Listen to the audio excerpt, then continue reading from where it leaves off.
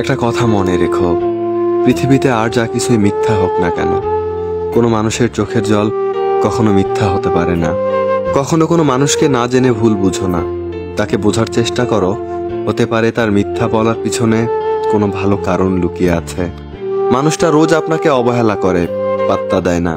আপনি সকালে মেসেজ করলে রাতে রিপ্লাই দেয়, তবু আপনি নিয়ম করে চলে যান তার কাছে অবহেলিত হতে।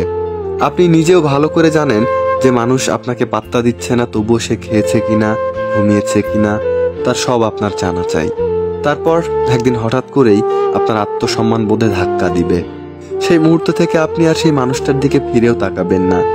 আর ঠিক ওই সময় মানুষটা বলে উঠবে, তুমি বদলে গেছো।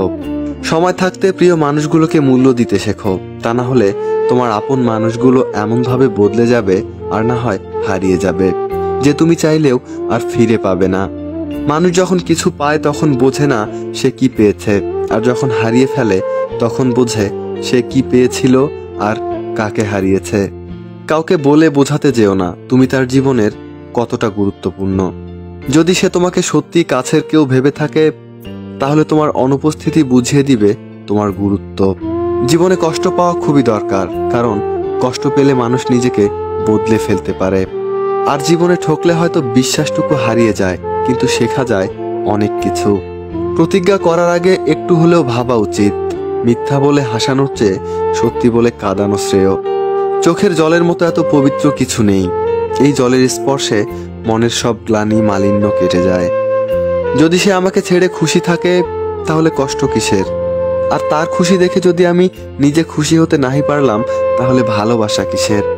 অবহেলা খুবই ভয়ঙ্কর একটা জিনিস, যা একজন জীবিত মানুষের বেঁচে থাকার ইচ্ছাকে নষ্ট করে দেয়।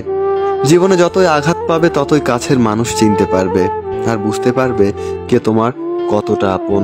চোখের জল সবার জন্য আসে না, আর যার জন্য আসে সে তার মূল্য বোঝে না। কারো উপর প্রতিশোধ নেওয়ার আনন্দ কয়েকদিন থাকে, কিন্তু কাউকে ভালোবাসার আনন্দ সারাটা জীবন থাকে।